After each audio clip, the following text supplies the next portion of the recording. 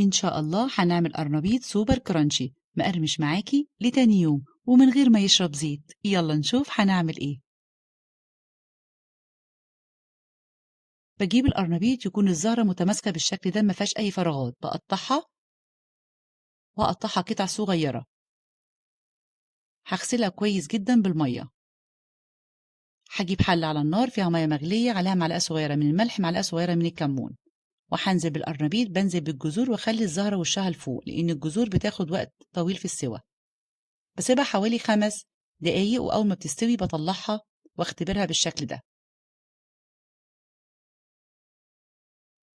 هبدأ أجهز الخليط السائل. عندي 1.5 كوب من الدقيق، عليهم 3 معالق كبار من النشا، معلقة صغيرة من البيكنج باودر. هتبلها بمعلقة صغيرة ملح، كمون، شطة، فلفل أسمر، بابريكا، وكركم. وهضيف بيضة واحدة وعليها معلقة من الخل. هعمل ميكس بين اللبن والمية، يعني كوباية لبن عليها نص كوباية من المية، مش هضيفها كلها. كمية اللبن والمية قد كمية الدقيق بالظبط.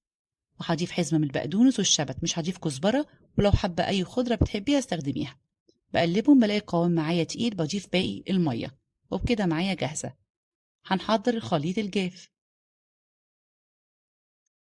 عندي كوبايتين كبار من الدقيق، عليهم نص كوباية من النشا، معلقة صغيرة بيكنج باودر، و3 معالق كبار من الفيجيتار. هتبلها بنص معلقة ملح، شطة، فلفل أسمر، وكركم. هقلبهم واسيبهم على جنب. أول حاجة هجهزها، بحضر الطاسة بتاعتي ويكون الزيت معايا سخن. هنزل بيه القرنبيط في الخليط كده، وهنزل على طول بالدقيق.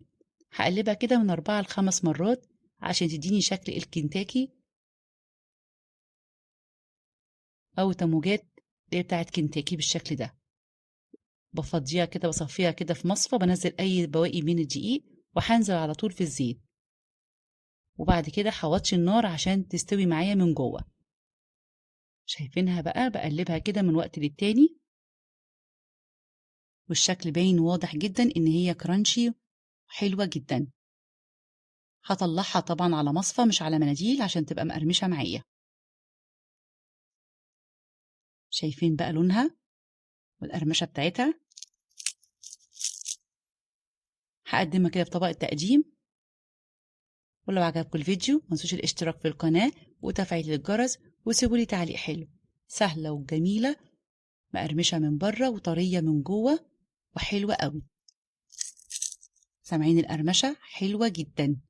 جربوها وبالهنا والشفا.